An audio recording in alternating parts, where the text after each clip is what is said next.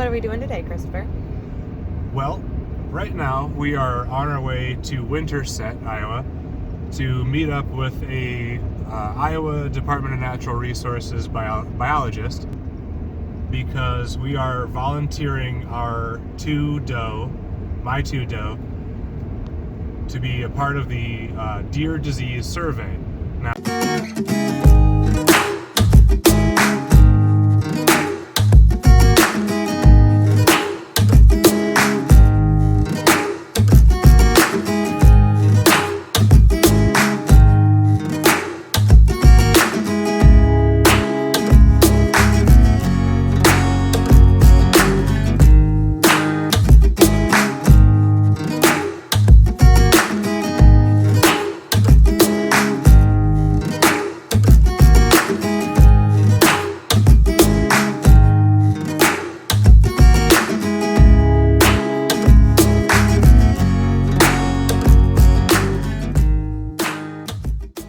Madison County is technically not one of the needing to watch counties, and they don't typically issue many samples through this county. 15 to 20, they said. However, I think the conservation officer I spoke to said there was 4 check stations in the state of Iowa, so none of them are really around us. But just for peace of mind, we have decided to submit them for samples. Mm-hmm. Now, I will say the conservation officer stated if you're not in a county that is being sampled, then simply by making observations on the deer's behavior, are they walking in circles? Are they salivating excessively from the mouth? Do they seem disoriented? Are they extremely skinny? Do they seem completely unaware of human presence? All these sorts of behaviors, those are the things to look out for. Also, if you were to field dress your deer, look along the spinal column where the junction of the rib bones are for any sort of white lumps. I think it's, don't quote me on the name, but bovine tuberculosis. That is a pretty substantial to human disease. I don't know the exact details, but it's something you should look out for. One thing I do know is Purdue University came out with a study for EHD. It is not actually transmittable to humans, so you're safe eating that, and it has actually been disclosed to me. Go ahead, it's perfectly fine. And CWD, chronic wasting disease, has not had any cases proven in a human that it can be transferred. However, the Center for Disease Control, they still suggest that if you have a positive test, just disregard the meat. So that's up to you in your personal discretion. Just imagine this: how many people have been eating deer for hundreds of years and in the same areas as high chronic wasting diseases. I'm not telling you one way or another what to do. I'm simply informing you what I've researched and found out to be true. So we're going to keep on following the directions to the Casey's, and we'll see if the biologists will allow us to film this, and we'll show you what goes on if you were to provide a tissue sample. So, point of clarification, they actually test in every county in Iowa. They do about 15 to 20 for every county. Yep. I feel like you said if you live in a county where they're doing testing, well, they do testing in every county, but if you live in a hot county where they have the check stations, yes. Right.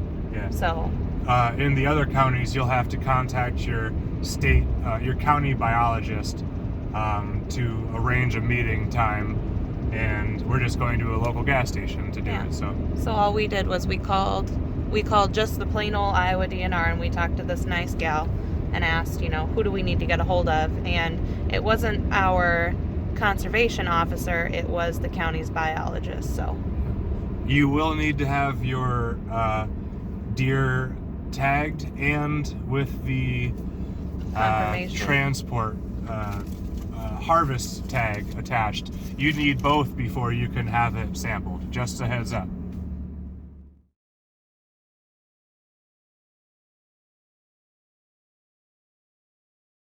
Resources, and we're taking tissue samples as a random, I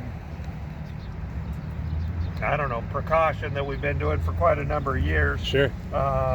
And we take about 15 in each county, unless there's a hot spot in some of the zones where we know there's a CWD presence.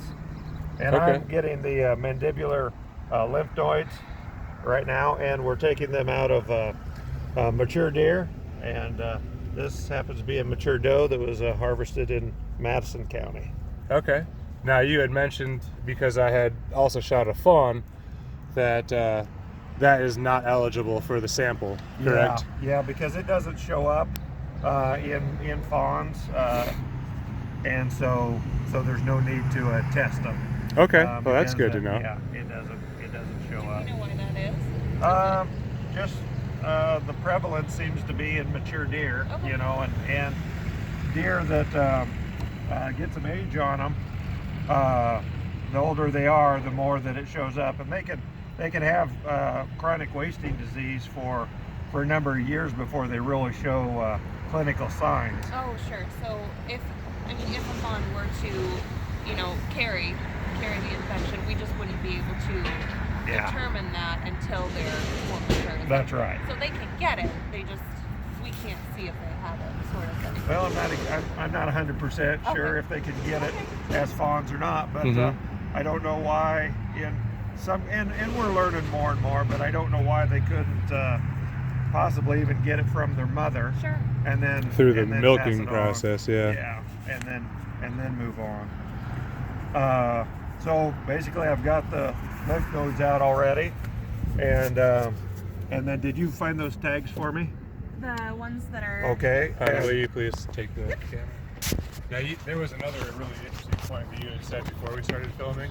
Do you recall what that was? I think it was about the age of the deer coming in. So the older they are, the more clinical signs they'll probably show. Okay.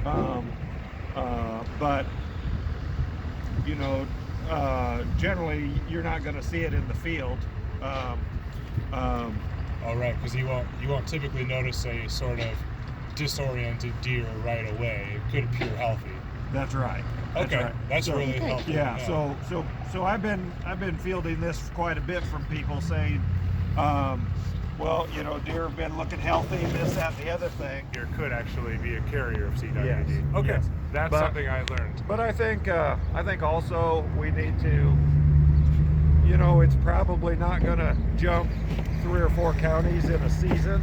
Yeah. So we've got these hot spots scattered about, and so we're going to find those deer in those locations, but probably not going to jump 2 or 3 counties, and that's why it's important that hunters dispose of their deer carcasses properly, no matter where they are, because maybe you can, sometimes people just take them and throw them in a road ditch. Well, that's no longer really a great thing to do. Now it's best to, bone it up, put it in bags, and send it to, the landfill and Okay. incinerator, whatever else, and then or take it back to the site where you harvested it, because if there is a CWD prevalence there, and you return the carcass to that area, then it's not like you're taking it several counties away and then disposing it. Okay. No, that's And a it really makes good point. sense. It is. It does Yeah. make a lot of sense. And in terms of, there has not been any human development of CWD Doesn't jump currently species. found. No. So that's right. it's not like good. people need to be running every single deer to the DNR. You guys don't want to be flooded, but at the same time, these samples do provide you with excellent opportunities to study. Right. And kind of keep track of it. Yeah. Right. Yeah. Okay. Yeah. Because we the administration has determined that we'll get 15 per county, and then we're basically done. And so Okay. anything on top of that, people will have to take care of themselves.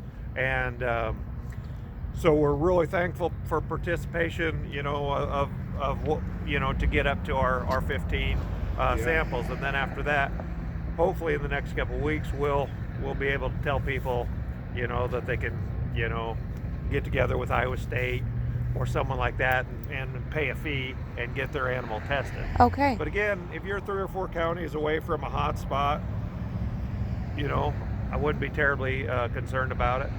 Right. And then, of course, people have been eating deer and elk with CWD out in the western states for decades, and the rule of thumb is just to stay away from the brains and any spinal fluid and cook the meat properly.